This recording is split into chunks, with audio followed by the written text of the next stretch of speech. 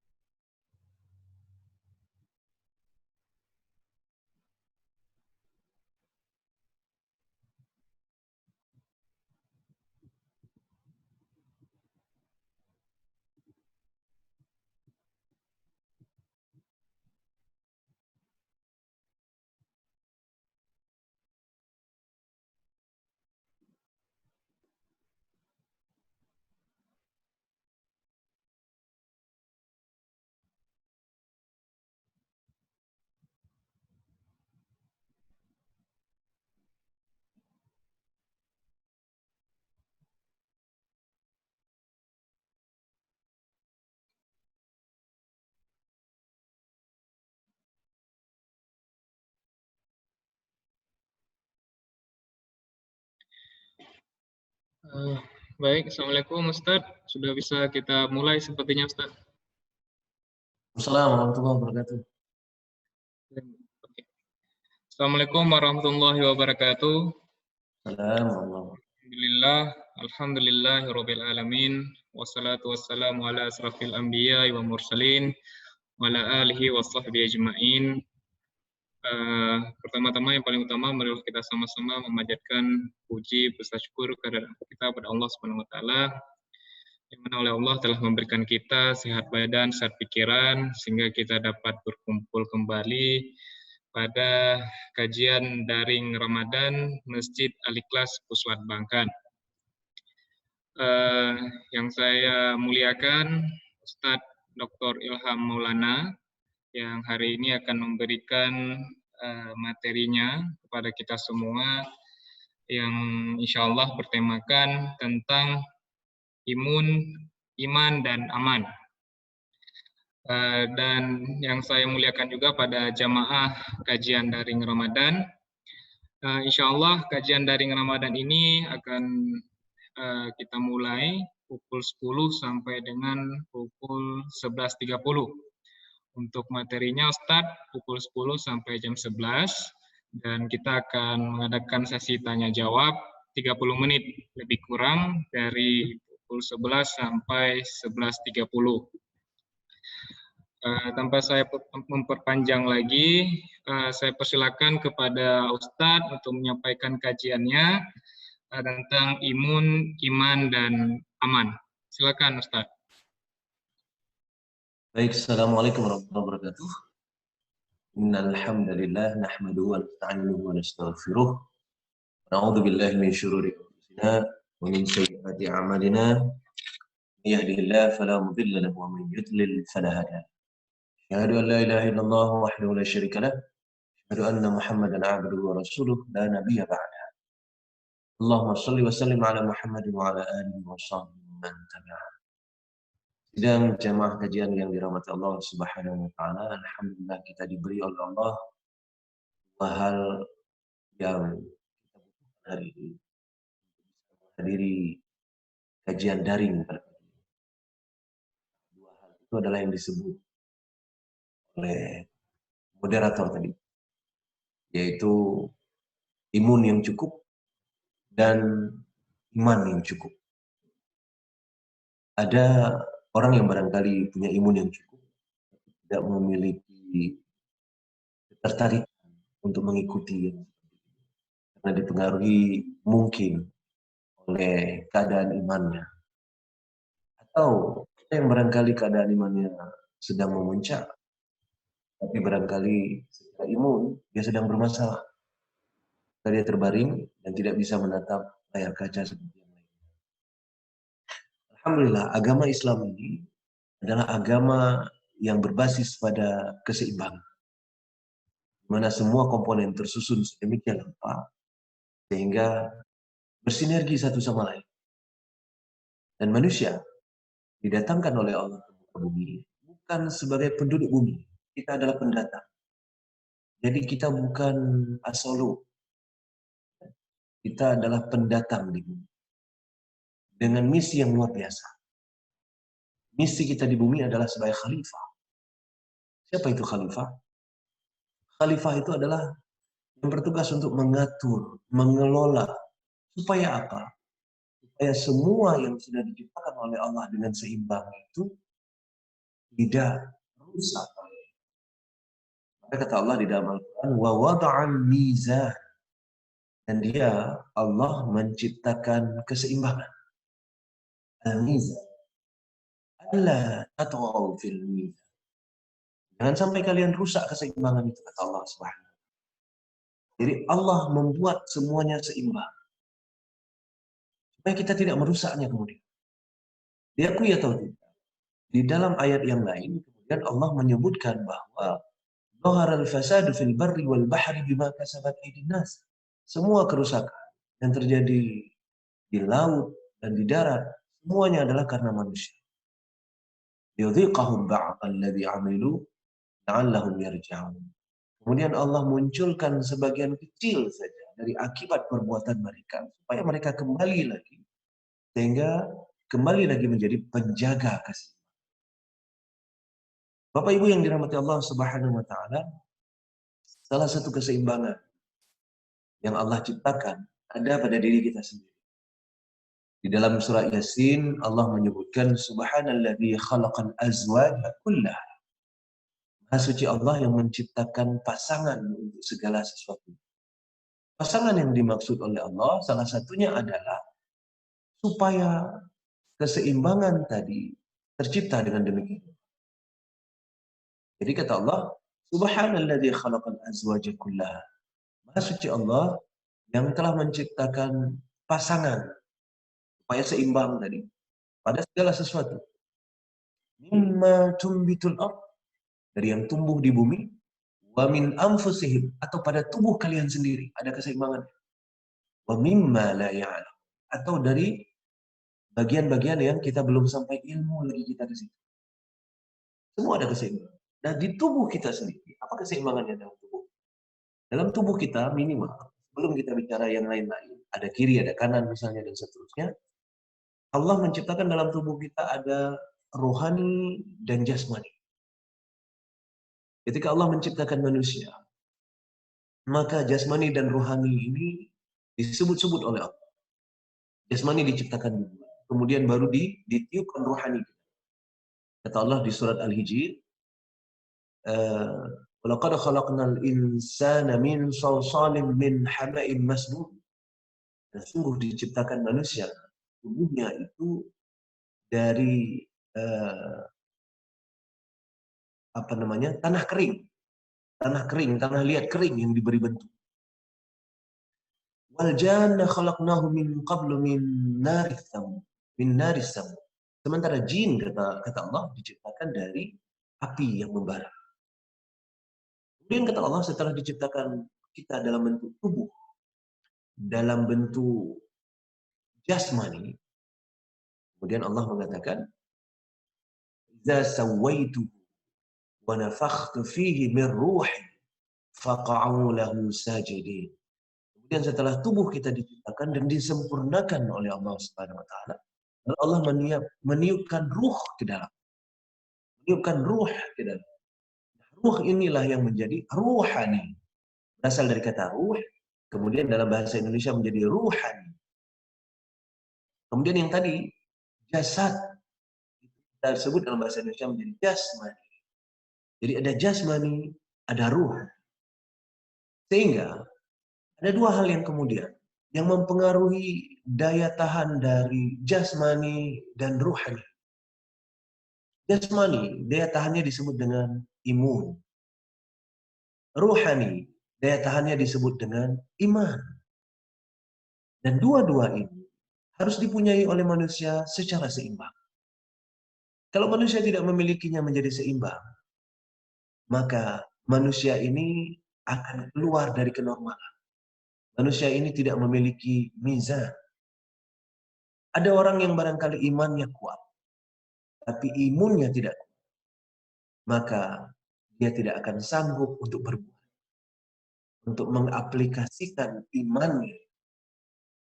Padahal iman itu kata Allah Subhanahu wa taala di dalam surat Al-Hujurat adalah innamal mu'minuna alladzina amanu billah wa rasulih tsumma lam yartabu wa jahadu bi amwalihim wa anfusihim fi sabilillah.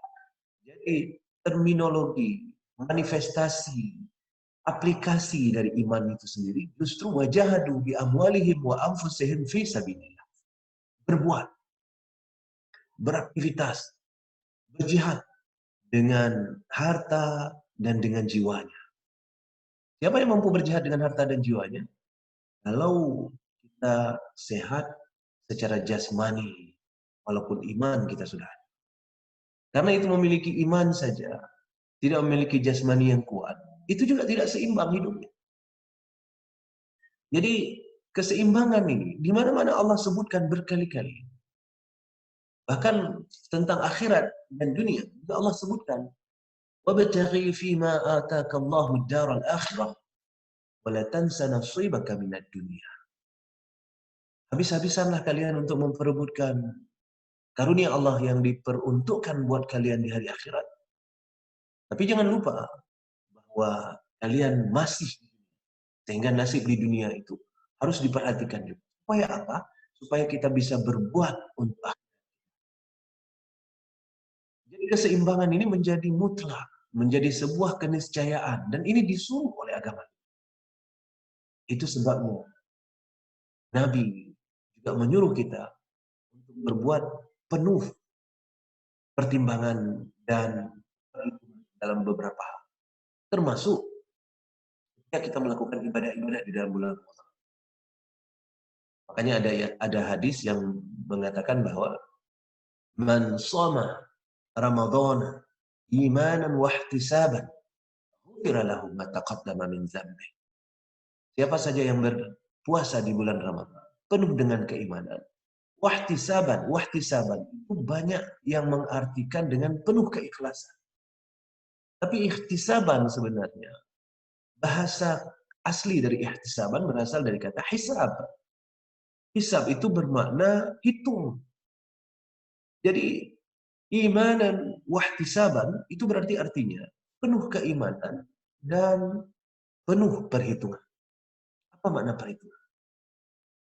Kita menghitung-hitung sendiri juga kira-kira ini akan harus berpuasa atau harus membuka untuk menggantinya di hari-hari akan datang. Begitu juga waktu malam.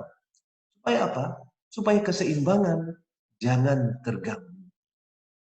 Allah tatghaw. Bapak Ibu yang dirahmati Allah Subhanahu wa taala. berkembang isu kemarin itu ketika COVID yang heboh-hebohnya, supaya kita jangan berpuasa.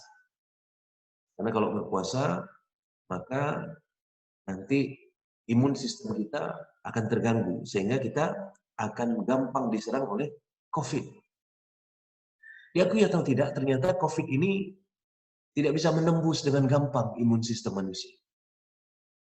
Karena itu, data menunjukkan bahwa di antara semua orang yang terinfeksi virus corona, hanya 15% saja yang sakit dibuatnya. Hanya 15% saja yang sakit disebabkan oleh virus corona. Sementara 85% tidak mengalami sakit, bahkan tidak menunjukkan gejala. Maka itu sebenarnya yang paling berbahaya buat orang-orang sekitarnya. Karena dia telah sakit, tapi dia tidak sakit. Virusnya sudah ada, tapi virus tidak berhasil mengalahkan dia. Cuma yang bermasalah adalah dia bisa mentransfer virus itu kepada orang-orang lain di sekitar. Orang yang seperti itu disebut dengan OTG, orang tanpa gejala. Dan ini lebih banyak daripada orang yang sakit yang terbaring di rumah sakit. Bahkan orang-orang yang sudah dites swab sekalipun dengan hasil positif misalnya terjangkit corona, orang ini sendiri pun banyak yang masuk rumah sakit tapi tidak dilakukan apa-apa. Karena apa? Karena orang ini sehat walafiat, tidak ada masalah apa-apa. Hanya dirumahkan di rumah sakit, diisolasi sampai ditunggu mereka negatif kembali. Jadi imun sistem ini tidak gampang ditembus ternyata, tidak gampang ditembus oleh virus corona. Karena itu untuk menghadapi COVID-19 ini, hal pertama yang paling harus kita jaga adalah imun sistem kita. Supaya imun sistem kita tidak rusak. Dan sebenarnya, apakah puasa itu melemahkan imun sistem kita? Ternyata tidak. Hasil penelitian, hasil pengamatan menunjukkan ternyata puasa yang benar justru akan memperbaiki jaringan-jaringan sel yang rusak di dalam tubuh. Itu sebabnya para dokter di luar negeri itu banyak yang sekarang ini menjadikan puasa sebagai salah satu terapi untuk pasien mereka. Bahkan hewan yang pada dasarnya sekeluarga, sekerajaan dengan manusia, satu kingdom dengan manusia, yaitu animalia. Hewan itu ketika dia sakit, maka salah satu hal yang tidak dia lakukan adalah makan.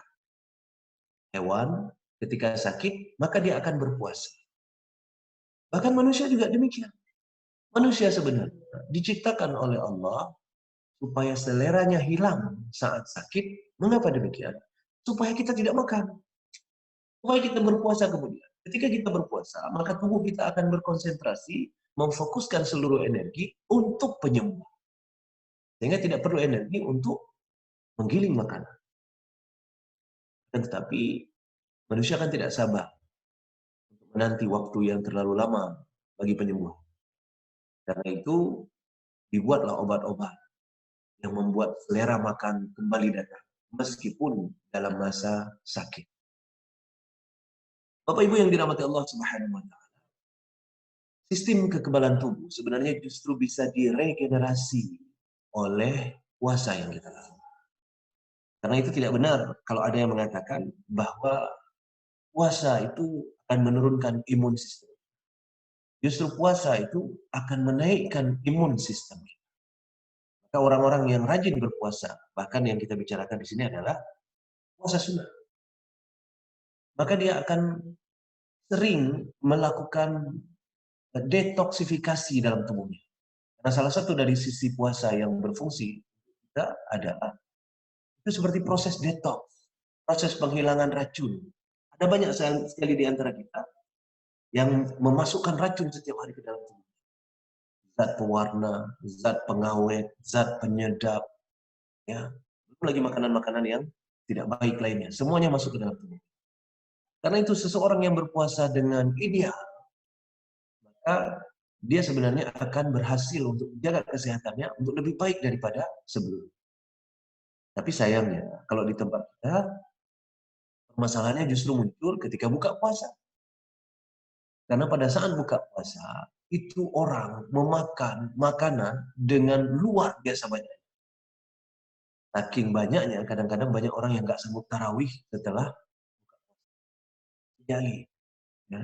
Dengan rasa kantuk yang datang setelah makan yang kebanyakan, itu biasanya disebabkan karena energi kita yang kurang.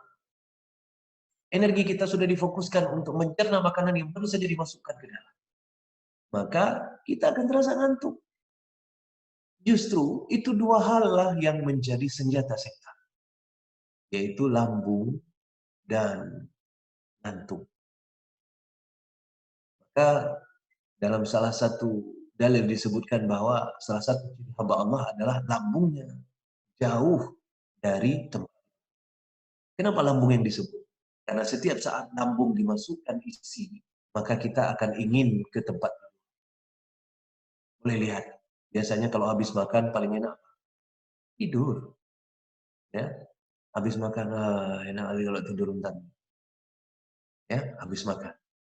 Itulah mungkin filosofi kenapa dalam rapat-rapat makan dengan istirahat itu disatukan.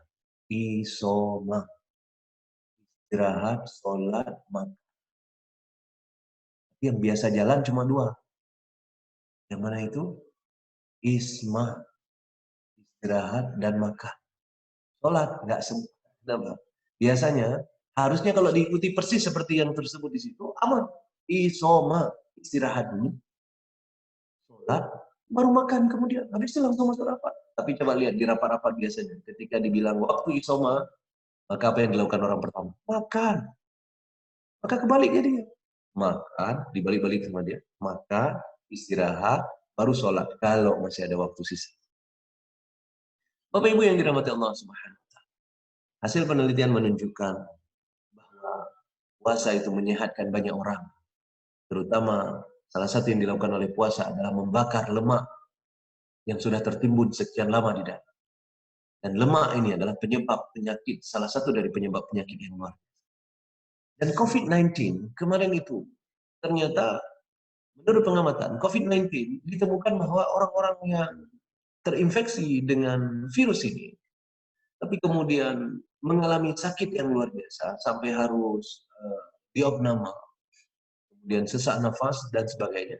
Biasanya adalah orang-orang yang justru memiliki penyakit bawaan lain. Misalnya dia memiliki penyakit jantung, diabetes, darah tinggi, dan sebagainya. Penyakit-penyakit lain yang penyakit kronis lainnya. Dan orang-orang yang seperti inilah yang sebenarnya termasuk dalam 15% yang kita sebutkan di awal tadi. Yaitu orang-orang yang sebenarnya imun sistemnya bermasalah. Itu sebabnya dia mengalami sakit kemudian ketika virus corona datang. Sementara orang-orang yang lain yang mempunyai imun sistem yang bagus, justru aman-aman saja. Nah, ini dari sisi imun sistem. Karena ceritanya sebenarnya, nah ini sebelum kita masuk ke dalam iman. Ceritanya sebenarnya adalah kita ingin merasa aman. Apa itu aman?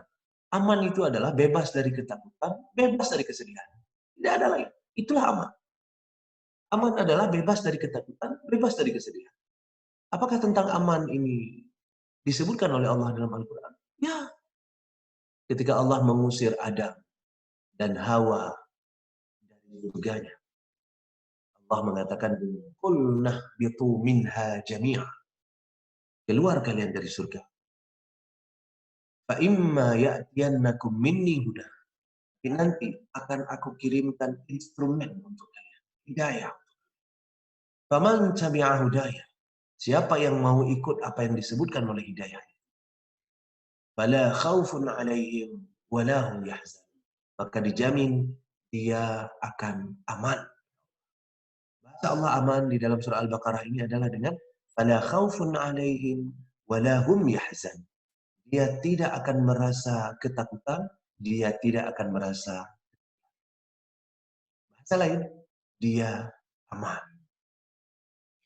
Jadi untuk aman sebenarnya sudah dikirim oleh Allah instrumennya. Instrumennya jelas. Apa itu? Al-Quran dan petunjuk Rasul Sallallahu Alaihi Wasallam. Apa petunjuk Rasul Sallallahu Alaihi Wasallam? Jelas sekali, untuk imun ada, untuk iman ada. Untuk imun, apa petunjuk Rasul Sallallahu Alaihi Wasallam? Sumu tasihu, berpuasa supaya kalian sehat. Apalagi petunjuk Rasul Sallallahu Alaihi Wasallam? Makan itu dibagi menjadi sepertiga, sepertiga, sepertiga. Sepertiga untuk makanan, sepertiga untuk air, sepertiga. Karena itu jangan pernah makan sampai ada sendawa. Kita justru itu jadi indikator. Ya kan? Kita makan terus sampai wah, udah kenyang. Justru sendawa jadi indikatornya. Padahal Nabi itu tidak menunggu sampai sendawa datang. Karena kalau sendawa datang, itu maknanya berarti sebagian dari udara yang harusnya ada sepertiga di dalam tadi, itu sudah dipaksa untuk keluar. Makanya ada sendawa. Ada orang yang bahkan setelah makan, itu nggak sempat menahan waktu untuk segera ke belakang. Kenapa? Bukan sendawa saja yang keluar. Yang lain terdorong. Kenapa demikian? Terlalu banyak dimasukkan. Dan ini tidak ada dalam petunjuk Nabi Sallallahu Alaihi Wasallam. Petunjuk Nabi Sallallahu Alaihi Wasallam adalah makan hanya sekedar untuk menegakkan tulang sulbimu saja. Makan hanya sekedar untuk menegakkan tulang sulbimu saja. Makanya Nabi Sallallahu Alaihi Wasallam postur tubuhnya ideal. Ideal Nabi. Tidak kurus, tidak kegemukan. Kenapa demikian? Nabi menjaga makanan. Nabi menjaga imun sistemnya. Itu juga sebabnya dilaporkan di dalam riwayat bahwa Nabi seumur hidupnya jarang sekali bahkan tidak mengalami sakit. Tidak mengalami sakit. Kenapa bisa demikian? Karena Nabi menjaga makanan dan menjaga asupan yang dimasukkan. Dalam Al-Quran berkali-kali Allah mengatakan, "Kulu min thayyibati ma razaqnakum." Yang diberikan kepada kalian itu banyak. Tapi yang kalian makan sebaiknya yang baik-baik saja. Bagaimana kalau aku tidak mau makan yang baik-baik saja? Kata Allah, "Wa ma zalamuna, walakin kanu anfusahum yadhlimun." Kalau kalian tidak mau makan yang baik-baik saja, seperti yang diperintahkan oleh Allah Subhanahu wa taala, apakah Allah akan terzalimi oleh kalian? Tidak. Wa ma zalamuna. Allah tidak akan bisa dizalimi oleh mereka. Walakin kanu anfusahum yadhlimun. Justru mereka menzalimi diri mereka sendiri. Apa yang terzalimi? Imun sistem mereka terganggu karena. Hadirin sidang jemaah yang dirahmati Allah Subhanahu.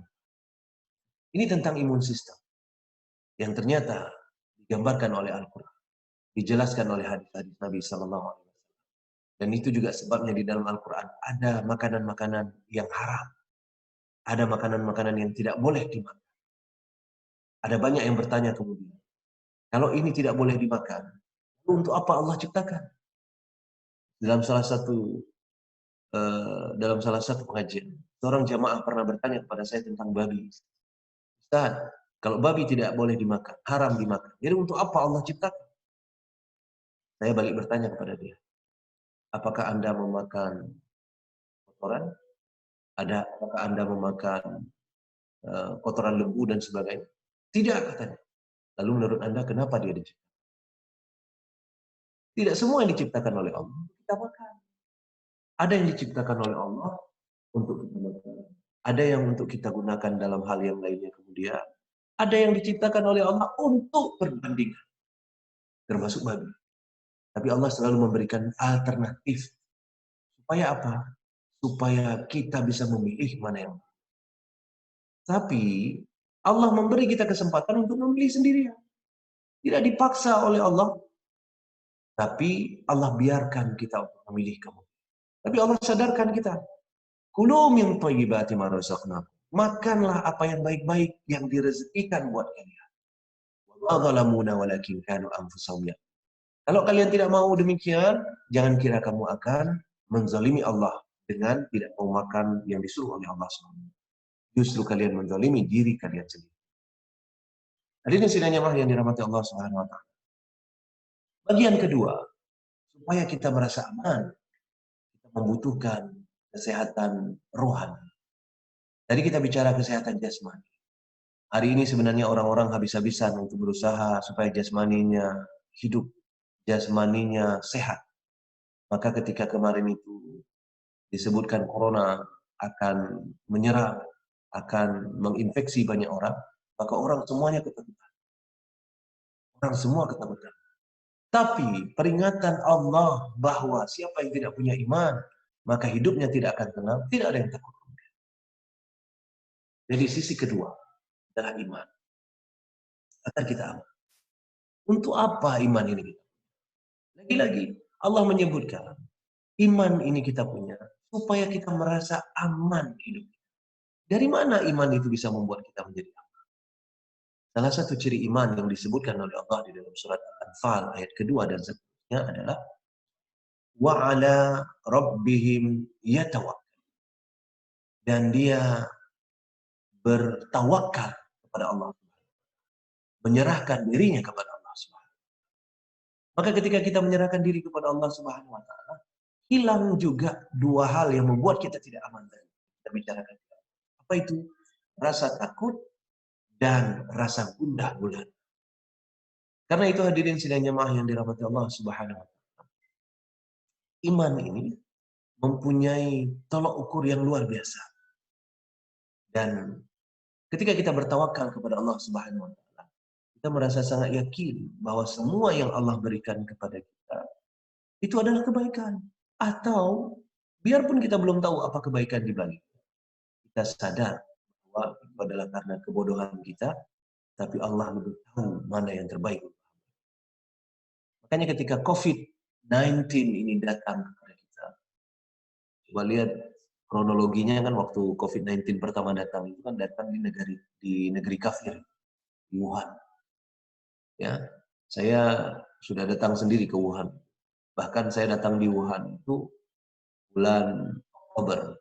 Saya pulang dari Wuhan itu bulan November. Bulan Desember, COVID diumumkan di Wuhan.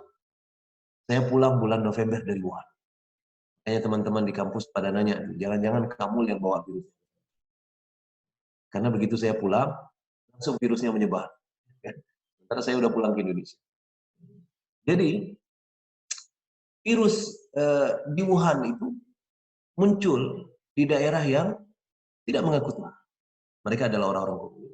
Mereka tidak mengakui adanya Tuhan. Mereka bukan orang. Sehingga waktu pertama virus muncul di Wuhan waktu itu, kita di Aceh, termasuk beberapa penceramah, para dai, kemudian menyebutkan bahwa itu azab untuk mereka. Karena mereka tidak beragama. Karena begini, karena begitu, dan sebagainya. Tiba-tiba, dalam waktu yang sangat singkat, virus itu sampai ke Indonesia. Tiba-tiba, dalam waktu yang sangat dekat, virus itu sampai ke Aceh.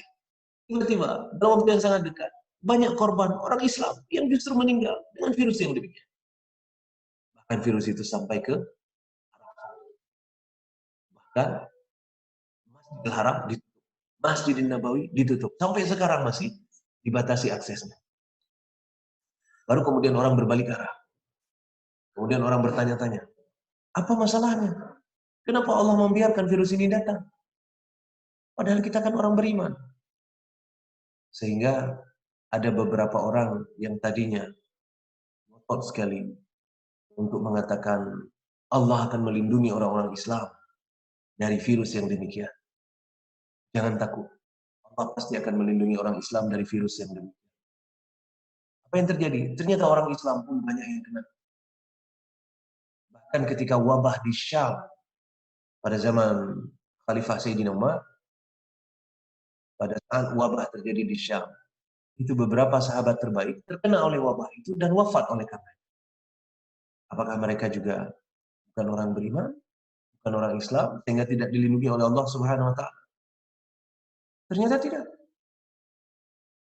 Yang syahid, yang wafat di dalam peristiwa wabah di Syam waktu itu, salah satunya adalah Mu'adz bin Jabal. Salah satu sahabat Nabi Shallallahu Alaihi Wasallam yang diakui oleh Nabi dalam hadisnya, dicintai oleh Nabi.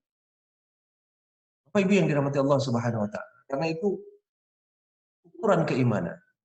Tidak serta-merta Allah lindungi kita dari wabah yang demikian. Karena Allah ketika mengizinkan sesuatu terjadi, ada maksud yang tersembunyi yang tidak semua orang akan paham. Lagi-lagi kita butuh satu instrumen yang membuat kita akan paham maksud Allah dari semua kejadian. Maka di dalam surat At-Taghabun ayat ke-11, Allah berfirman, "Ma asaba min musibatin illa biiznillah." Tidak terjadi musibah apapun pada seseorang kecuali diizinkan oleh Allah. Diizinkan. Kalau tidak diizinkan, maka itu tidak ada. Jadi kalau seandainya virus corona itu sampai ke Aceh, diizinkan oleh Allah sampai. Kalau virus corona itu sampai merenggut nyawa orang-orang beriman, orang-orang yang taat kepada agama Allah Subhanahu wa taala, diizinkan oleh Allah. Jadi demikian. Baru ayat itu kemudian disambung oleh Allah. Wa may yu'min billah yahdi qalb. Siapa yang mempunyai iman di dalam hatinya? Poin kedua.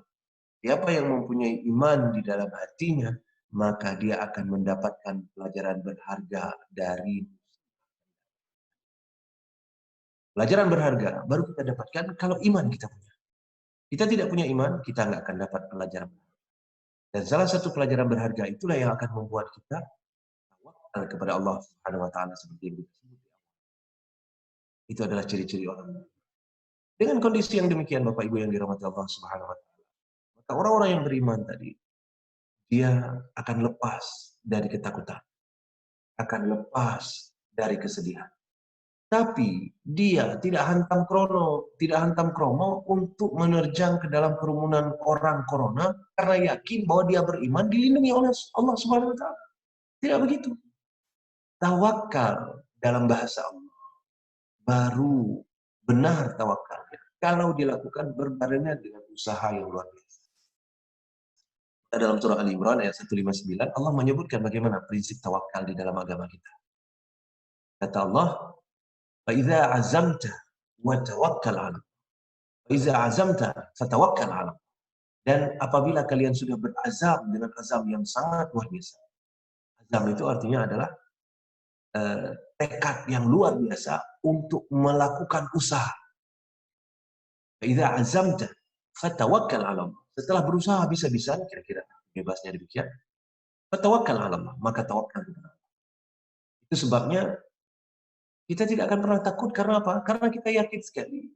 Setelah kita berusaha, setelah kita bertawakal kepada Allah Subhanahu wa taala, maka apapun yang Allah akan berikan kepada kita, kita akan sanggup terima. Itulah yang membuat rasa sedih dan rasa takut hilang dari orang-orang beriman. Inilah yang disebut dengan wa may yu'min billah yahdi qalb. Orang-orang yang beriman kemudian dikasih hidayah oleh Allah dalam hatinya sehingga dia tidak akan merasa takut, tidak akan merasa sedih dan apapun yang datang menimpa. Diakui atau tidak, zaman sekarang ketika corona ini datang, banyak sekali kejadian orang yang mengumpat-ngumpat dan sebagainya. Susah kali, selama corona aku nggak bisa gini, ribet kali, corona ini membuat aku tidak bisa begini, dan seterusnya. Kenapa demikian? Karena dia termasuk orang yang tidak berhasil mendapatkan pelajaran dari sebuah musibah. Karena musibah dari Allah, yang kita sebut musibah, tidak pernah ada keburukan. Dalam agama kita, orang-orang beriman meyakini betul bahwa ma khalaqata hadza batil. Tidak ada yang diciptakan oleh Allah yang sia-sia. Bahkan kondisi pun yang dibiarkan oleh Allah terjadi, tidak ada yang sia-sia. Yang sia-sia saja tidak ada, apalagi yang membawa malapetaka. Apa makna sia-sia? Sia-sia artinya tidak ada manfaat.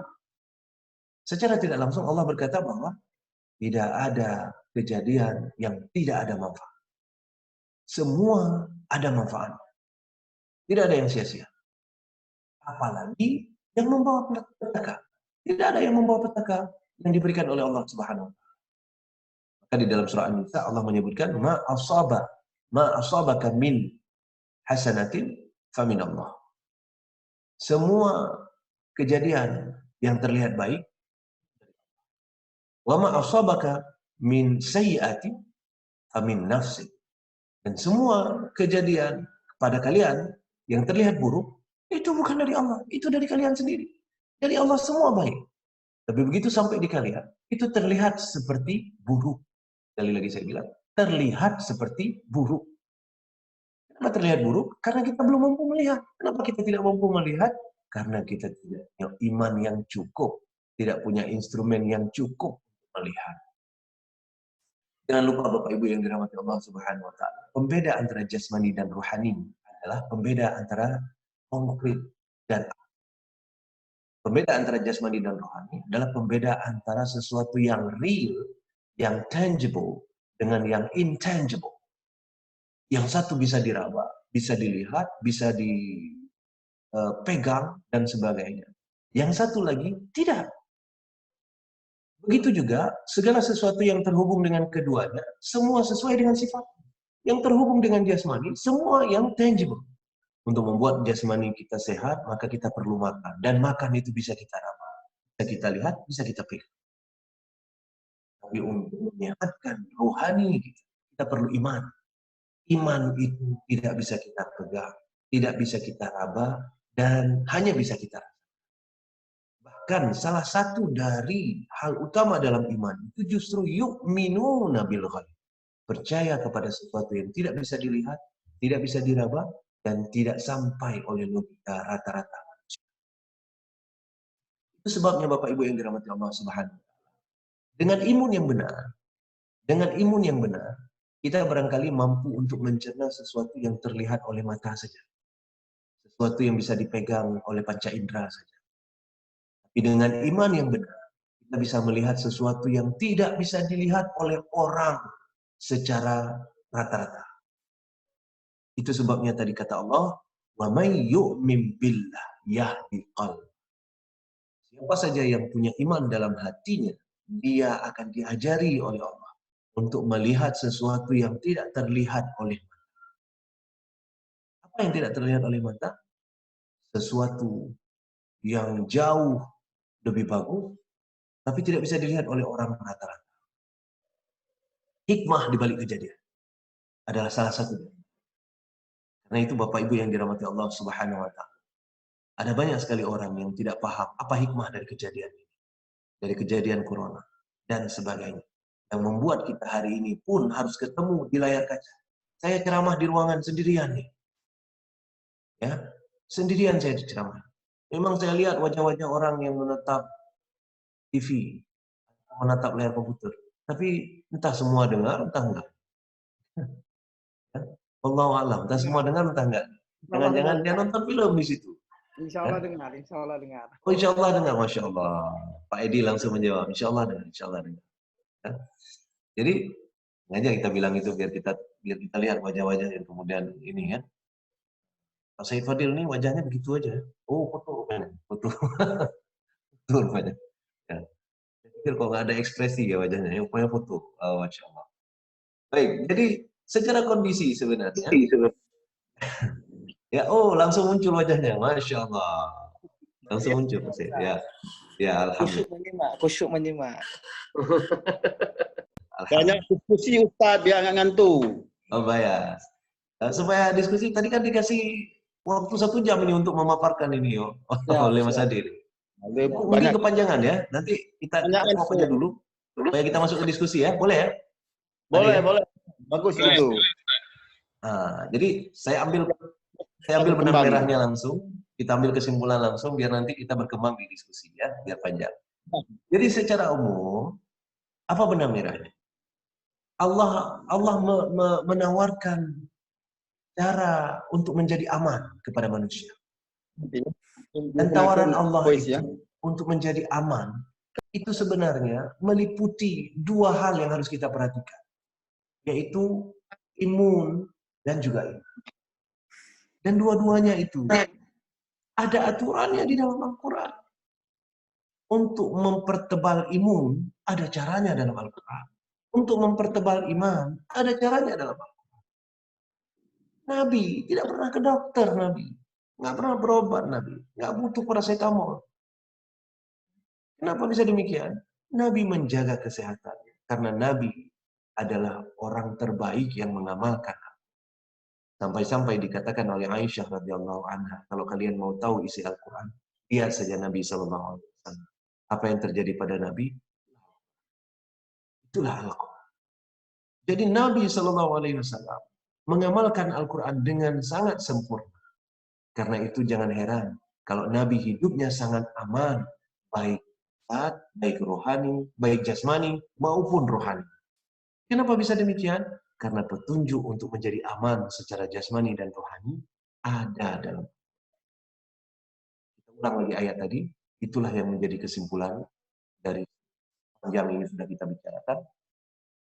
Apa bunyinya tadi?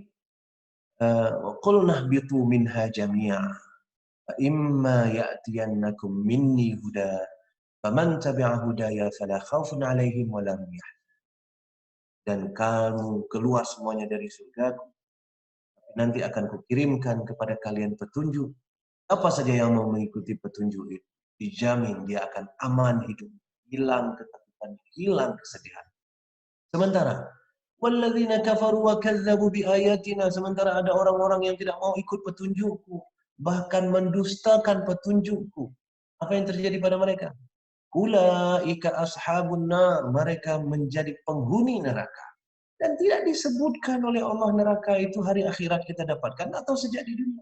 Maknanya apa? Sejak di dunia mereka akan merasakan neraka. Ulaika ashabun nar hum fiha khalidun, dan selamanya mereka merasakan neraka. Selamanya apa? Sejak di dunia neraka itu sudah mereka rasa. Makanya banyak orang kaya tidak tenang hidup. Kenapa? Imannya kuat. Atau gara-gara kekayaannya, jangankan iman, imun-imuni. Banyak orang kaya yang kemudian imunnya hilang. Meskipun kaya, tidak boleh makan ini, tidak boleh makan itu. Pada ujungnya nanti, kenapa dia tidak boleh makan lagi? Hanya boleh minum saja. Ya kan? Saking imunnya sudah. Imannya juga nih. Karena itu Bapak Ibu yang dirahmati Allah Subhanahu wa taala, ikuti yang disebut oleh Allah. Ikuti contoh yang ditinggalkan Nabi sallallahu alaihi wasallam. Itulah cara terbaik untuk memperoleh aman dengan instrumen imun dan iman. Saya akhiri sementara. Dan Allah wa iyyakum ajma'in. Assalamualaikum warahmatullahi wabarakatuh. Saya persilakan kembali kepada Pak. Waalaikumsalam warahmatullahi wabarakatuh. Terima kasih kepada Ustaz Ilham yang telah memaparkan kajiannya pada hari ini tentang imun, iman, dan aman. Memang kita sebagai umat muslim sangat perlu kita menjaga iman kita, menjaga imun kita, serta kita merasa aman dalam melaksanakan ibadah kita kepada Allah Subhanahu wa taala. Baik, untuk jamaah sekalian yang ingin menanyakan terkait kajian kita pada hari ini, dipersilakan.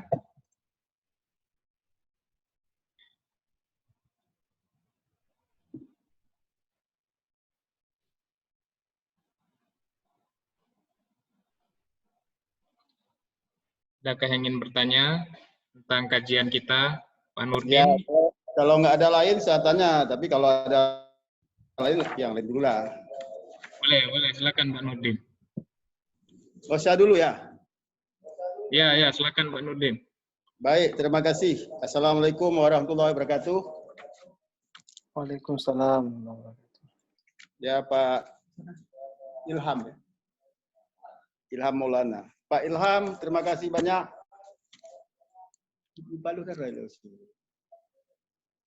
Kami berdua Pak Cokani ini, ada ini story. Pak Ilham. Ya, silakan Pak Nurdin. Bagus sekali kita diskusi ini. Mungkin pertanyaan saya agak ngawur sedikit ya, jadi diluruskan aja ya. Karena kajian Bapak itu terlalu ilmiah. Yang pertama tentang iman dan imun ya. Iman dan imun. Harus seimbang. Dikatakan kalau badan yang kuat, terdapat pikiran yang waras. Dikehendaki oleh kita, badan kuat, ibadahnya meningkat, kan begitu. Cara menguatkan iman itu dengan ilmu dan diamalkan. Kalau tidak salah saya tangkap tadi. Cara menguatkan imun itu, kalau menurut medis dengan gizi. Gizi itu kalau gizinya yang bagus, tentu badannya kuat, ibadahnya meningkat. Tapi ada orang imun tubuhnya kuat, ibadah tidak meningkat. Semakin banyak kita makan di bulan puasa, semakin lemas untuk melakukan ibadah. Nah, ini mungkin penyebabnya makanannya tidak halal, itu jawabannya. Nanti bagaimana menurut Ustaz? Tolong di ini. Dua variabel ini perlu diseimbangkan antara variabel iman dan imun supaya bisa jalan dengan tujuan kita ini agar dalam bulan puasa ini, bulan Ramadan ini bisa kita tegakkan kemuliaannya.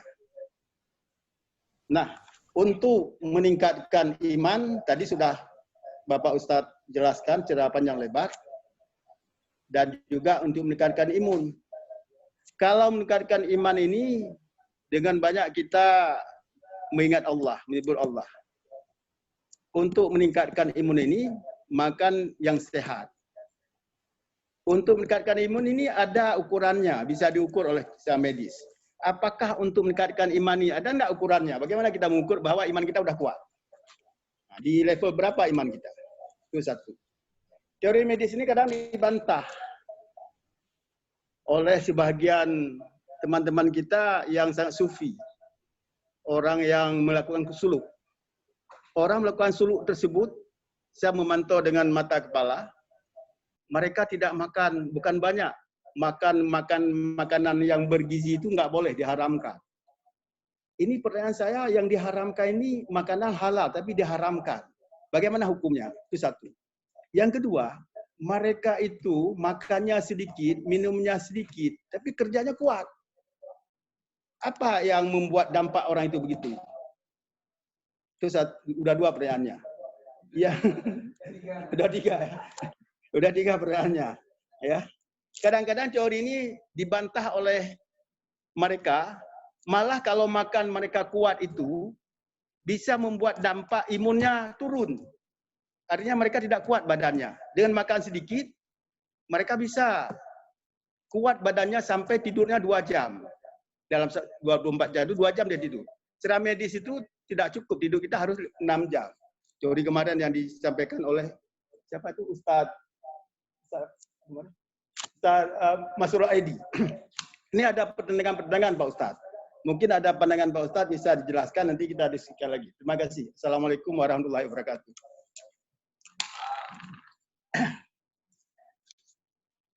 Langsung dijawab gimana? Boleh Ustaz, langsung dijawab Ustaz. Langsung aja ya. Boleh. Baik. Jadi pertanyaan Pak Nurdin tadi yang pertama adalah masalah jiwa dan raga. Ya, sebenarnya memang tadi disebutkan oleh Pak Nurdin ada orang yang raganya siap, bagus, sehat, tapi dia tidak sholat misalnya, ibadahnya tidak nambah dan sebagainya. Itu kondisi itu yang ditanya oleh Pak Nurdin tadi. Oh, bukan itu pertanyaan. Pertanyaannya bagaimana mengukur iman justru ya. Oke, baik. Tapi berhubung dengan itu tadi saya komentari sedikit bahwa jiwa dan raga itu terhubung sangat erat. Hasil penelitian di Belanda itu menunjukkan bahwa keadaan jiwa kita itu mempengaruhi keadaan fisik kita secara keseluruhan. Karena itu sebenarnya sebagian besar dari penyakit justru disebabkan oleh psikologi kita yang terganggu kemudian. Jadi orang-orang yang stres itu rentan untuk didatangi oleh penyakit. Orang-orang yang tertekan rentan didatangi oleh penyakit. Orang-orang yang ketakutan, yang terus-menerus mengalami kesedihan, itu rentan didatangi oleh penyakit. Karena itu sebenarnya orang-orang yang kuat secara keimanan itu tidak rentan terhadap penyakit. Jadi secara tidak langsung saya ingin mengatakan bahwa ketika jiwa kita sehat, maka imun kita akan muncul kemudian karena mereka bekerja secara sinergi. Secara bahasa lain, kalau iman kita kuat, maka insya Allah imun kita pun akan diperkuat oleh iman tadi. Ini makna yang terselubung di situ. Itu salah satu yang menjadi penyebab kenapa teman-teman tadi yang makannya sedikit, tapi kerjanya kuat. Kenapa demikian? Karena ada spirit yang ada di dalam diri mereka yang bekerja jauh lebih kuat daripada sekedar asupan makanan yang bersifat real, empirik. Dan itu bisa dijelaskan dengan penelitian. Seperti yang saya sebutkan tadi, penelitian menyebutkan bahwa keadaan jiwa seseorang itu akan mempengaruhi dia untuk melakukan aktivitas yang luar biasa. Kita tahu persis bahwa Nabi SAW sering sekali berperang di bulan Ramadan. Karena itu tidak ada cerita bahwa bulan Ramadan di mana makan kita sangat sedikit, tapi kita kemudian menurunkan kinerja pekerjaan. Semangatnya jadi hilang. Kerjaannya cuma tidur aja seharian. Nggak ada itu dalam Islam. Ya, meskipun hadis dari mana yang mengatakan tidurnya ibadah itu kan? Sehingga ibadah terus pagi sampai sore. Tidur terus. Jadi kondisi itu demikian kejadiannya. Begitu juga dengan alasan bahwa kenapa makan sedikit tadi bisa membuat orang bekerja lebih kuat. Karena ternyata Nabi Shallallahu Alaihi Wasallam pun menyuruh kita untuk makan sedikit. Nabi menyuruh kita untuk makan hanya sekedar untuk bisa menegakkan tulang sulbimu saja. Tapi kalau kemudian kamu merasa enak sekali makanan, pengen makan banyak dan sebagainya, baiklah. Kalau begitu ada batasnya. Kapan batasnya? Sebelum sendawa datang. Atau belum merasa kenyang. Karena sepertiga dari perut hanya boleh diisi dengan makanan. Sepertiga lain diisi air dan sepertiga lain diisi oleh udara. Tapi tentang pertanyaan tadi orang-orang suluk ini mengharamkan makanan yang halal, ini belum sampai ilmu saya ke sana ini. Tapi kalau mengharamkan hal-hal yang sudah dihalalkan oleh Allah Subhanahu wa taala, terlarang. Nabi Shallallahu Alaihi Wasallam pernah suatu ketika mengharamkan madu yang dipersembahkan oleh Zainab, istri beliau. Maka pada saat itu sebenarnya itu didasarkan pada kecemburuan Aisyah radhiyallahu. Aisyah radhiyallahu anha cemburu karena Nabi baru saja memakan madu di rumah Zainab. Dan Nabi menyukai madu. Maka Aisyah radhiyallahu anha kemudian menyebut bahwa mulut Nabi jadi bau karena makan madu itu. Waktu itulah Nabi kemudian mengharamkan madu itu untuk beliau makan. Madu yang dipersembahkan. Turun ayat teguran untuk Muhammad SAW di surat At-Tahrim ayat pertama.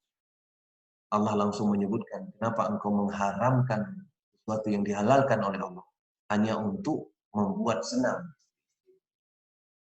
Jadi kondisi itu, kalau benar ini kejadian, maka ini bertentangan dengan apa yang disebutkan di dalam. Tapi Allah alam saya belum sampai ilmu untuk mengetahui bagaimana orang-orang yang melakukan suluk sebenarnya, apa yang mereka haramkan dan apa yang tidak. Saya belum pernah melihat langsung apa yang mereka lakukan. Allah alam. Kemudian pertanyaan yang pertama sekali disebutkan tadi, kalau iman bisa diukur nggak? Bisa. Bagaimana cara mengukur iman? Allah kasih juga instrumennya di dalam Al-Quran untuk mengukur iman. Apa instrumennya? Instrumennya ada di surat Al-Anfal ayat kedua. Innamal mu'minuna alladzina idza dzukirallah wajilat qulubuhum. Sesungguhnya orang beriman itu adalah apabila disebutkan nama Allah, bergetar hati dia. Kalau nggak bergetar hatinya, maka imannya tidak. Sedikit bergetar, sedikit iman. Bagaimana kita tandai bergetar? Gampang sekali. Azan berkumandang, kita mau datang apa enggak. Itu indikatornya. Orang-orang yang mau datang, itu kenapa dia datang? Karena dia tidak nyaman, dia merasa galau kalau tidak datang. Kenapa? Hatinya bergetar. Karena di situ disebut nama Allah. Azan dimulai dengan Allahu Akbar, Allahu Akbar. Dimulai dengan kata-kata Allah. Kenapa bisa demikian? Untuk menggetarkan hati orang-orang. Apa contoh berikutnya? Apa cara berikutnya untuk menandai apakah iman kita ada atau tidak? Bagus apa tidak keadaannya? Wa idza tuliyat 'alaihim ayatuhu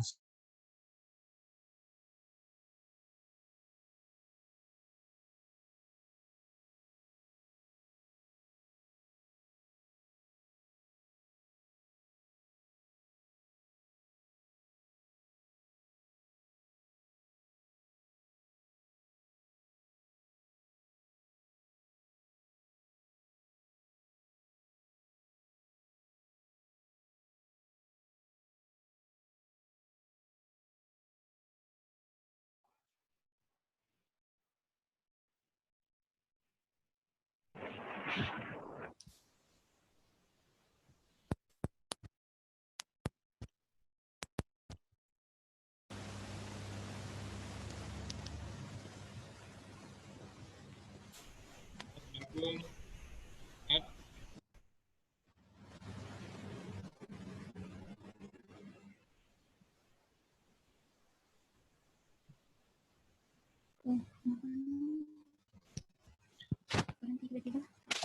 Assalamualaikum Ustaz, suara terputus-putus Ustaz.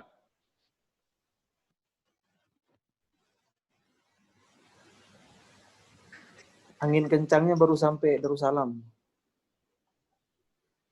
Iya.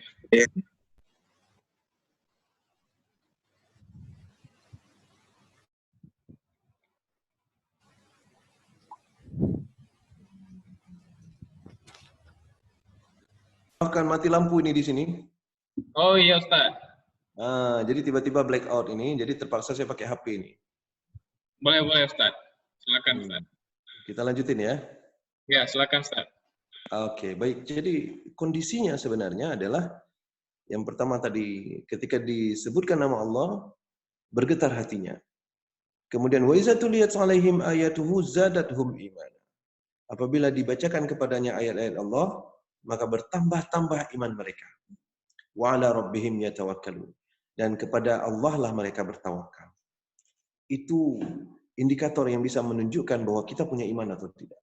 Nah, dalam rutinitas ibadah, kemudian itu langsung ditandai dengan alladzina yuqimuna shalah wa mimma razaqnahum yunfiqun. Itu orang-orang yang kemudian menunjukkan imannya dengan salat dan menafkahkan apa yang dia miliki di jalan Allah Subhanahu wa taala.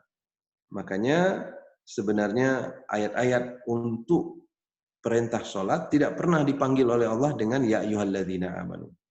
Kenapa? Karena memang amanu itu sendiri adalah salat. Ciri-ciri iman itu sendiri salah satunya adalah salat. Jadi tidak ada ayat dalam Al-Quran ya ayyuhalladzina amanu aqimus shalah, nggak ada. Ayat itu selalu dimulai langsung dengan aqimus shalah wa atuz zakah dan seterusnya. Itu jawaban untuk Pak Nurdin. Terima kasih. Ada lagi silakan. Terima kasih Pak Ustadz. Ada sedikit cross check Pak Ustadz. Silakan. Boleh? Ada cross check sedikit. Silakan. Ya. Bagus sekali jawabannya tadi. Cara mengukur iman itu ya dengan kita diperdengarkan ayat Allah, kita bergetar hatinya. Itu bagi kita pribadi. Kalau kita bergetar hatinya berarti kita imannya sudah meningkat. Begitu kita dengarkan azan langsung ke masjid, bergegas ke masjid. Bagaimana kita mengukur untuk orang lain menjadi teman sejawat kita, dia imannya kuat, supaya bisa menjadi sebagai penutan bagi kita. Ketika kita lihat, ya, bergetar hati dia, kita nggak tahu. Tapi kalau zahiriah dia ke masjid, kita tahu. Tapi dia ketika masjid, ada semangat sedekah dia lebih banyak.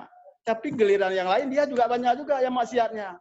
Seharusnya, ya, inna sholata tanha 'anil fahsya'i wal munkar. Lahirnya begitu. Tapi ini bertolak belakang. Kita mengukur iman orang. Kalau dokter bisa mengukur iman orang. Kita bisa nggak mengukur iman orang? Supaya bisa menjadi hutan kepada kita. Terima kasih, Pak. Baik, saya jawab aja langsung ya. Saya langsung ya. Baik. Jadi begini, seperti yang kita sebutkan tadi, yang disebutkan oleh Allah untuk melihat indikator keimanan, ukuran keimanan itu kan ada dua. Bagian yang tidak tampak dan bagian yang tampak. Bagian yang tampak adalah alladzina yuqimuna shalah wa mimma razaqnahum yunfiqun. Itu orang-orang yang menunaikan salat, mendirikan salat, tegakkan salat dan kemudian gampang untuk bersedekah dan sebagainya. Memang tadi Pak Nurdin menyebutkan dia juga sedekah, dia salat ke masjid dan seterusnya dan seterusnya. Maka jika semua itu dia lakukan, maka indikatornya akan terletak pada salat subuh dan salat isya berjamaah. Salat subuh dan salat isya berjamaah. Karena kata Nabi SAW, keadaan iman seseorang itu terhubung dengan dua salat ini. Artinya, orang-orang munafik, dalam hadis Nabi disebutkan, orang-orang munafik berat buat mereka untuk menjaga istiqomah dalam salat subuh dan salat isya berjamaah di masjid. Berat untuk orang munafik untuk istiqomah salat subuh dan salat isya di masjid. Karena itu siapa saja yang sudah sholat isya dan sholat subuh di masjid dan istiqomah dia lakukan, insya Allah terhindar dari munafik. Apa itu munafik? Munafik itu adalah dia seolah-olah beriman, padahal dia Tidak. Tapi kalau terhindar dari munafik, insya Allah iman kita murni dan itu bisa kita pertanggungjawabkan di hadapan Allah Subhanahu wa taala. Cuma itu yang bisa kita lihat dan kita pantau secara zahir. Sementara yang secara batin itu tidak ada urusan kita. Karena itu kondisi itu akan terlihat nanti dari faktor-faktor lainnya yang mengikuti itu kemudian. Misalnya cara dia berkata-kata, cara dia bersikap dan sebagainya. Itu yang menunjukkan bahwa salat dia sudah sempurna. Seperti yang Pak Nurdin sebutkan tadi bahwa inna salata tanha 'anil fahsya'i wal munkar. Salat yang benar itu adalah yang bisa menjadi instrumen untuk mencegah kita dari perbuatan keji dan munkar. Maka kalau dia sebenarnya salat juga tapi perbuatan mungkarnya ikut juga, itu bukan berarti dia munafik. Bisa jadi dia dalam perjalanan. Bisa jadi dia dalam keadaan proses untuk menuju kesempurnaan. Wallahu a'lam. Silakan, ada lagi. Terima kasih Ustaz. Baik, jamaah yang lain ada ingin bertanya? Persilakan.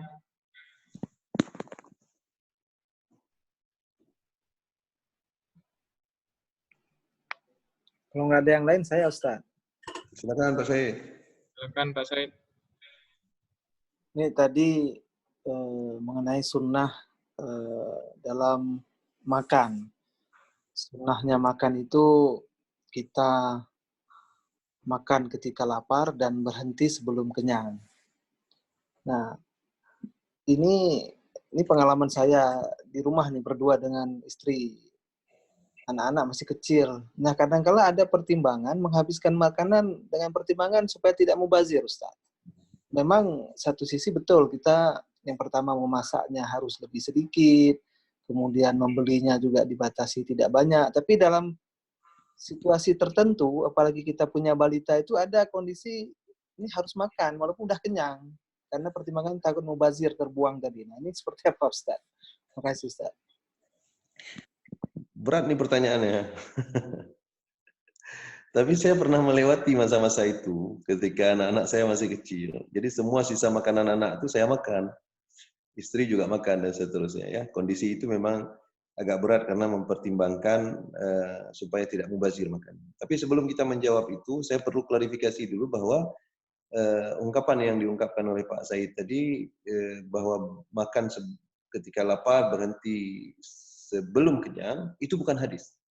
Ya, itu bukan hadis. Walaupun ramai disebutkan bahwa itu adalah hadis Nabi SAW. Itu bukan hadis, itu hadis palsu. Ya, itu adalah ungkapan seorang dokter dari Sudan, itu yang benar. Tapi bahwa itu adalah pedoman yang benar, itu benar. Memang begitulah cara makan.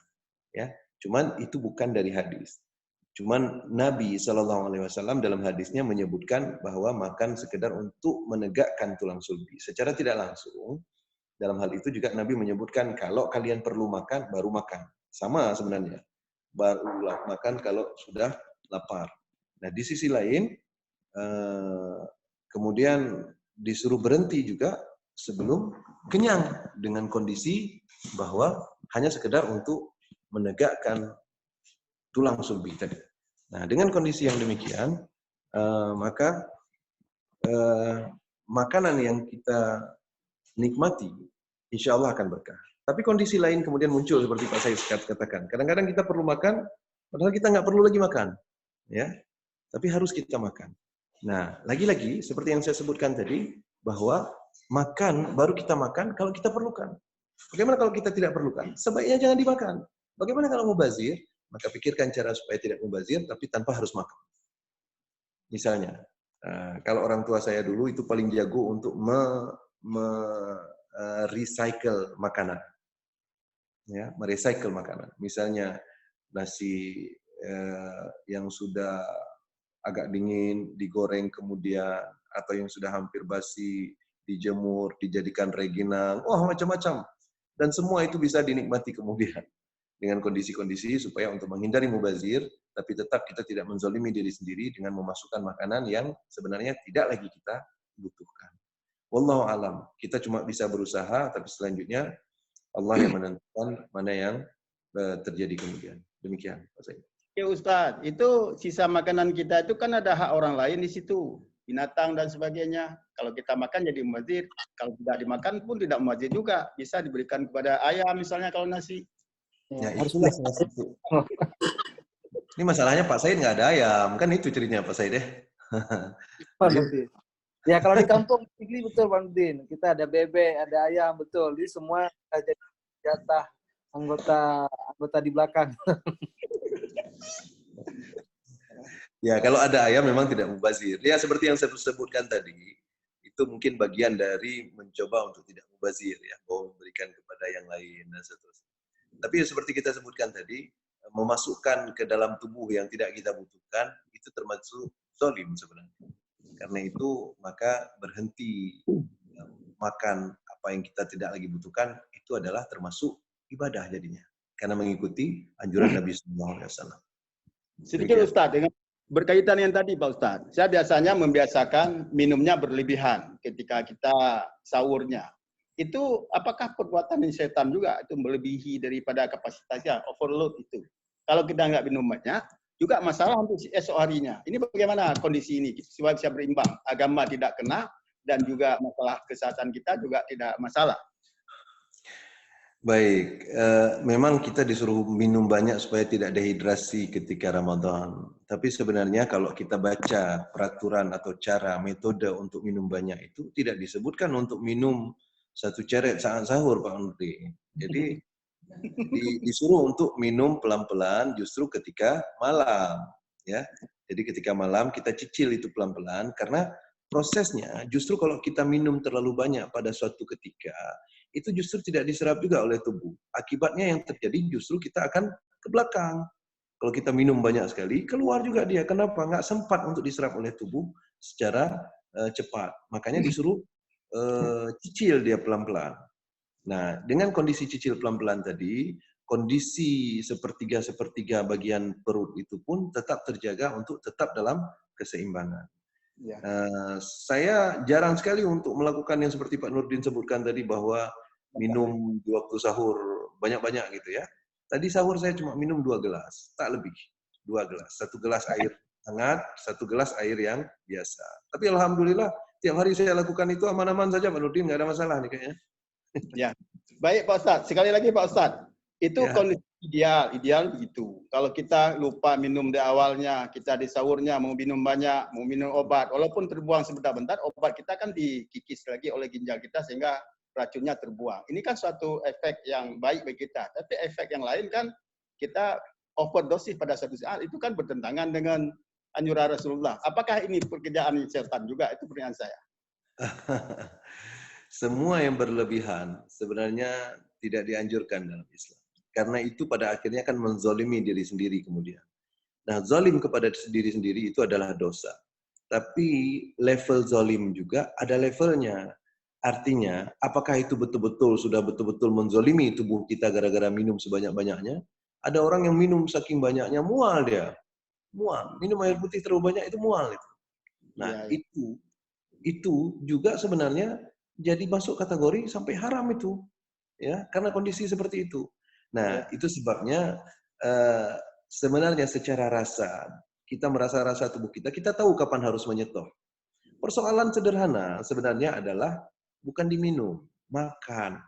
Persoalan sederhana dimakan. Kenapa? Karena makan itu ada rasanya. Banyak sekali orang terundang untuk makan oleh mulutnya. Perutnya udah lama bilang enggak. Perutnya udah lama bilang jangan lagi lah, tolong, please, ya kan? Tapi mulutnya itu, coba aku cicipi yang ini, ini enak kali, aku cicipi yang ini. Jadi mulutnya itu nggak tahan.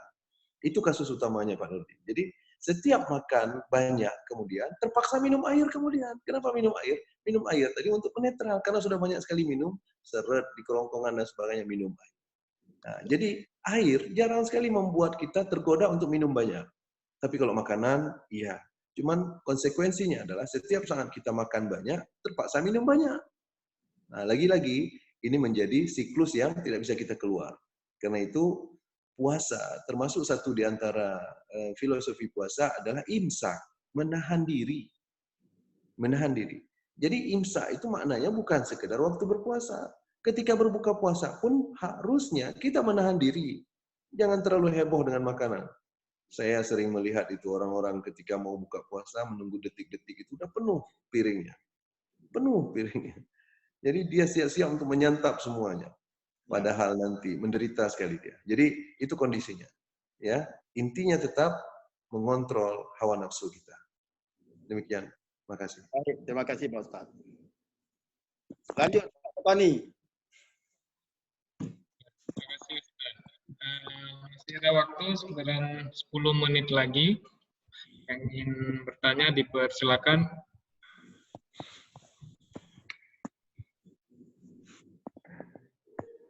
Ada jamaah yang ingin bertanya kepada Ustadz. Masih ada waktu. Pakai tulisan juga boleh, pakai tulisan. Ya, Ustadz. Halo, Assalamualaikum. Ade. Assalamualaikum warahmatullahi wabarakatuh. Ya. Silakan. Pak Ustadz mau tanya, kita mengenal dalam Islam itu ada rukun Islam, ada rukun iman, gitu ya. Saya mau, apakah misalnya mau tahu apakah apakah bisa menyandingkan, misal apakah kita harus Islam dulu baru beriman, atau iman dulu baru Islam gitu, ataukah memang ini dua hal yang nggak bisa diberikan tingkatan atas, ada yang mengakhiri itu berbarengan, Ustaz. Misal kalau kita lihat, kalau dalam rukun iman itu beriman kepada Allah, beriman kepada malaikat, dalam rukun Islam itu mengucapkan 2 kalimat syahadat, mendirikan salat. Apakah memang antara iman dan Islam ini saling mendahului atau bagaimana pendapatnya Ustaz? Terima kasih. Saya jawab langsung ya. Jadi nanti boleh dicek di surah Al-Hujurat ayat 14. Kalau nggak benar ayat 14, cek ayat 15 atau ayat 13, pokoknya di sekitar situ. Surah Al-Hujurat, itu Allah cerita tentang orang-orang Badui yang baru saja diislamkan oleh Nabi SAW. Baru saja bersyahadat di hadapan Nabi SAW. Kemudian setelah bersyahadat, mereka teriak-teriak, kami sudah beriman, kami sudah beriman, kami sudah beriman. Tapi kemudian Nabi SAW menegur mereka dengan mengirimkan satu ayat surah Al-Hujurat tadi, kalau nggak salah ayat 14, bunyinya adalah qalatil a'rabu amanna. Orang-orang Arab itu berteriak-teriak berkata bahwa mereka sudah beriman. Kami sudah beriman. Kami sudah beriman. Qul, kasih tahu mereka ya Muhammad, lam tu'minu, kalian belum beriman. Walakin qulu aslamna, tapi kalian baru berislam. Jadi iman itu ternyata levelnya di atas dari Islam. Begitu masuk Islam, maka dia baru Islam. Belum beriman, kata Allah Subhanahu wa taala. Walakin qulu aslamna. Kalian baru boleh mengatakan kalian berislam. Walamma yadkhulul imanu fi qulubikum. Sedangkan iman belum masuk lagi ke dada kalian. Wa in tuti'ullaha wa rasulahu la yalizkum min a'malikum syai'a. Tapi kalau seandainya kalian tetap taat kepada Rasul, tetap taat kepada Allah dan Rasulnya, maka Allah tidak akan merugikan kalian sedikit pun dengan amalan kalian. Nah, ayat ini jelas sekali menunjukkan bahwa iman dengan Islam itu sebenarnya levelnya berbeda. Orang yang mempunyai iman, itu orang yang sudah memiliki rasa ketika dia beribadah kepada Allah Subhanahu wa taala. Jadi iman itu cinta. Sedangkan Islam itu adalah yang tampak terlihat sepertinya kita cinta. Bisa jadi kita belum cinta, tapi kita sudah berbuat. Makanya rukun Islam itu adalah semuanya poin-poin yang terhubung dengan amal ibadah yang nampak terlihat oleh kita. Termasuk syahadat. Maka kalau ada satu orang yang datang kepada kita, kemudian dia non-muslim misalnya, dia mengatakan dia ingin bersyahadat, maka setelah dia bersyahadat, kita tidak boleh bertanya, ini kamu dari hati kamu enggak? Betul enggak dalam hati kamu? Terserah dia mau dalam hati atau bukan, ketika dia bersyahadat, maka dia harusnya sudah berislam. Kenapa? Karena syahadat itu dipersaksikan. Ya. Syahadat, sholat, puasa, zakat, haji, semuanya adalah ibadah-ibadah yang nampak. Kenapa bisa demikian? Karena seperti tadi juga, jasmani dan ruhani. Jasmani itu nampak. Maka Islam, orang yang berislam adalah orang yang beribadah dengan jasmaninya. Tapi orang yang beriman adalah orang yang memasukkan ruhaninya dalam ibadahnya.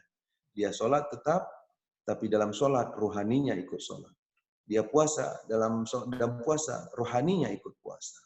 Dan seterusnya, dan seterusnya. Karena itu, maka kata Allah tadi, walamma yadkhulul imanu fi qulubikum. Iman belum masuk ke dalam dada kalian. Jadi butuh proses supaya iman itu sampai ke dalam dada kita. Termasuk kita-kita yang sudah lama dalam Islam ini. Bisa jadi kita juga belum mendapatkan keimanan yang disebutkan oleh Allah Subhanahu wa taala. Karena apa?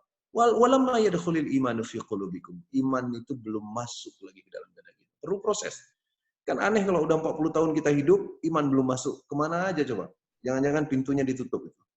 Jadi itu jawabannya. Silakan yang lain. Ya. Makasih Pak Ustadz. Ya. Lanjut, yang lain.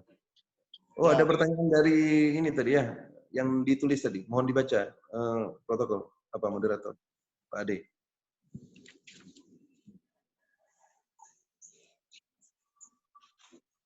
Esther itu siapa? Panggil aja Esther berarti, Pak Asir. Pak Asir. Adi kayaknya enggak.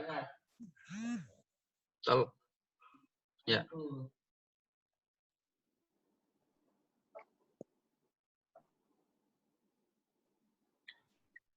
Assalamualaikum Pak Ustadz, mohon maaf Ustadz. Tadi saya ingin bertanya, Aceh ini mayoritasnya Muslim. Mengapa pengobatan di Aceh tidak terlihat menggunakan ilmu praktisi timbun nabawi? Nampak terpisah antara agama dengan kehidupan. Itu pertanyaan dari Asar, saya kurang tahu juga nih Ustaz. Mungkin jamaah dari kita-kita juga Ustaz. Silakan Ustaz. Baik. Seperti yang kita sebutkan bahwa Muslim itu Allah akan menyuruh kita untuk udkhulu fi silmi kafah, masuk ke dalam Islam secara kafah, secara keseluruhan, total, sempurna dia. Tapi apakah kita semua sudah masuk ke dalam Islam secara sempurna? Belum. Sebagian besar dari kita sedang berusaha untuk menjadi sempurna, pelan-pelan. Saya sudah bicara banyak dengan dokter-dokter yang mereka cerita tentang cara mengobati pasien mereka. Sudah mulai menggunakan sedikit banyak terhubung dengan Islam. Misalnya mereka menyuruh juga pasiennya untuk sering mengaji, sering mendengarkan bacaan Al-Quran, supaya gampang untuk disembuhkan, dan seterusnya. Tapi pelan-pelan menuju ke situ, karena apa? Karena diakui atau tidak, kita terlalu lama pendidikan kita terhubung dengan suasana yang kurang Islam. Agak sekuler kalau boleh kita sebutkan. Karena itu agak terpisah antara keislaman dengan pendidikan umum yang sering kita jadikan dasar untuk mencari pekerjaan. Di sisi lain, ada pendidikan yang bersifat dayah dan seterusnya. Mereka juga tidak mempelajari hal-hal yang umum, sehingga juga tidak bisa membuat integrasi antara apa yang dibutuhkan oleh pekerjaan dengan agama kemudian. Nah, itu sebabnya ada peluang yang sangat besar, gap yang sangat besar antara ilmu keduniawian, termasuk pengobatan di dalamnya, dengan ilmu agama Islam yang seharusnya mencakup seluruh isi kehidupan. Sejujurnya, saya termasuk yang berusaha untuk menghubungkan keduanya. Makanya tadi Pak Nurdin di awal sekali kita bertanya mengatakan ceramah Pak Ilham ini ilmiah, kata beliau. Itu kondisi yang dimaksudkan oleh beliau adalah mungkin bahwa terhubung dengan kondisi yang kita butuhkan dalam kehidupan hari-hari. Dan agama yang sesungguhnya sebenarnya justru mengatur keseluruhan. Islam yang ideal itu mengatur keseluruhan. Karena itu kalau kita sudah berislam dengan Islam yang ideal, maka mengatur keseluruhan. Kalau enggak, maka kita belum masuk ke dalam Islam yang sebenarnya. Artinya belum kafah Islam kita. Masih di jalan, pelan-pelan. Jadi kondisi itulah yang menyebabkan Aceh demikian. Meskipun Aceh itu mayoritasnya Islam, tapi boleh dilihat, misalnya saja orang Aceh itu ada yang tidak sholat, tapi mereka marah sekali kalau disebut atau dikafirkan. Mereka tidak sholat. Padahal kata Nabi, al-ahdul ladzi bainana wa bainahum as-shalah. Padahal beda antara kami dengan orang kafir adalah sholat. Faman tarakaha faqad kafara. Siapa yang saja meninggalkan sholat, sebenarnya dia kafir, kata Nabi. Tapi orang-orang Aceh kalau dibilang kafir, padahal dia nggak sholat, itu marah sekali. marah sekali. Nah, kondisi itu kenapa? Karena agama dalam terminologi di Aceh bisa jadi agak sedikit berbeda. Misalnya ada orang yang menganggap beginilah harus beragama. Nah, kondisi-kondisi itu membuat kita lagi-lagi terpolarisasi tadi antara kehidupan kita asli dengan agama yang sesungguhnya. Misalnya saja, melanggar lampu merah di Aceh rata-rata dianggap itu tidak terhubung dengan agama. Membuang sampah sembarangan tidak terhubung dengan agama. Makanya jangan heran kalau kemarin itu banjir di mana-mana. Setelah dicek ternyata apa? Selokan banyak yang tersumbat. Kenapa bisa demikian? Karena orang membuang sampah di mana-mana. Aceh jauh dari, kalau kita boleh sebut, jauh dari bersih. Padahal ini orang Islam yang tinggal di sini. Allah mengajarkan kebersihan. Nabi mencontohkan kebersihan. Kenapa bisa demikian? Karena Islam tidak dipahami dalam kehidupan. Dianggap Islam hanya berada di masjid, sholat, puasa, zakat, itulah yang dianggap sebagai Islam. Padahal Islam adalah kafah, menyeluruh dia. Keseluruhan kehidupan itu bisa dijawab oleh Islam. Demikian. Terima kasih, Ustaz. Masih ada waktu, lebih kurang 5 menit lagi. Bagi jamaah yang ingin bertanya, dipersilakan.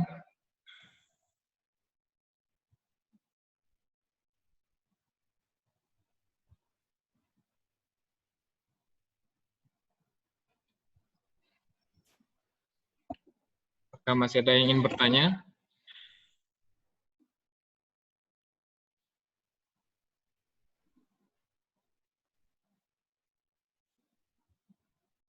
Ya, mungkin Ustadz. Kalau nggak ada, saya tambah sedikit untuk menghematkan untuk memanfaatkan waktu. Ya, silakan Pak Nurdin. Ya, ini yang sangat menarik tadi. Ada orang 40 tahun hidupnya belum imannya masuk. Berarti dia agak kafir kalau dia meninggal. Ini yang sangat penting, ya. Karena ini selalu bersama kita. Harus selalu bersama kita setelah kita ikrar. Kalau kita orang Islam kan langsung automatically. Tapi kalau non Muslim itu setelah ikrar dia sudah dianggap beriman dengan Allah dan dengan segala kewajibannya. Kalau dia berbuat kejahatan berarti dicatat dia sebagai dosa, ada azabnya. Jadi bagaimana kita memasukkan iman? Orang yang beriman itu walaupun diazab di neraka kan ada jatah surganya, hak surganya. Ini berarti kalau seperti kata Pak Ustaz tadi, udah 40 tahun mungkin tidak masuk iman, berarti nggak ada iman. Nggak ada iman bukan orang mukmin. Ini seperti apa jawabannya Pak Ustaz? Makasih. Kita khawatir juga ini. Ada yang takut. Baik. Jadi kondisi yang kita maksudkan adalah bahwa iman itu akan masuk pelan-pelan. Kalau dalam bahasa Jawa itu kan ada istilah witing tresno jalaran soko kulino. Ada yang tahu nggak? Ada orang Jawa nggak di sini ya? Banyak. Pak Ade orang Jawa ya? Mboi, translate. Boy translate toh, Pak Ade. Apa artinya? Sama Mbak Reni aja. Mbak Ren. Mana Mbak Reni ini? Apa? Suruh ini, translate. Translate. Oh. Translate Mbak, witing tresno jalaran suku kulino. Oh, suka karena kebiasaan. Cinta itu tumbuh karena biasa, ya. Cinta itu tumbuh karena biasa. Karena itu sebenarnya Islam itu menyuruh kita untuk berbuat sholat dan sebagainya untuk membiasakan kita dekat dengan Allah. Dan begitu kita dekat dengan Allah, lama-lama cinta itu akan muncul. Maka sebenarnya agak mustahil, meskipun kita sebut tadi, agak mustahil kalau ada orang yang sudah 40 tahun sholat, tapi imannya nggak masuk sedikit pun, itu mustahil. Itu mustahil. Tapi kalau imannya lemah, itu mungkin. Tapi imannya insya Allah sudah masuk ke dalam. Tapi tadi yang di dalam surah Al-Hujurat, yang Allah tegur orang-orang Badui itu, karena memang mereka baru saja masuk Islam, mereka langsung mengakui mereka sudah beriman. Nah, dengan kondisi seperti itulah maka Allah menyebutkan bahwa kalian belum, walakin qulu aslamna, kalian baru berislam. Nah, kondisi itulah yang membuat beda antara Islam dengan iman. Tapi kalau orang-orang yang sudah 40 tahun tadi, ya, dia sholat, dia puasa, insya Allah imannya sudah mulai masuk pelan-pelan, kalaupun tidak banyak. Bagaimana kita tahu bahwa imannya banyak atau tidak? Indikator yang kita bicarakan tadi di awal menjadi instrumen bagus untuk melihat apakah iman kita sudah kuat atau masih lemah atau bahkan sudah mulai hilang pelan-pelan. Demikian. Baik, terima kasih Ustaz Ilham atas penjelasannya. Berhubung kita sudah masuk di penghujung waktu kajian daring Ramadan kita pada hari ini, pagi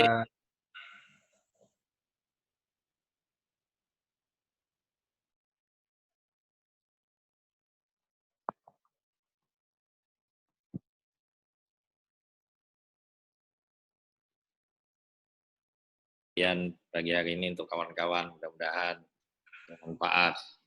Jangan bosan-bosan ya. Insyaallah. Terima kasih. Assalamualaikum Ustaz Ilham.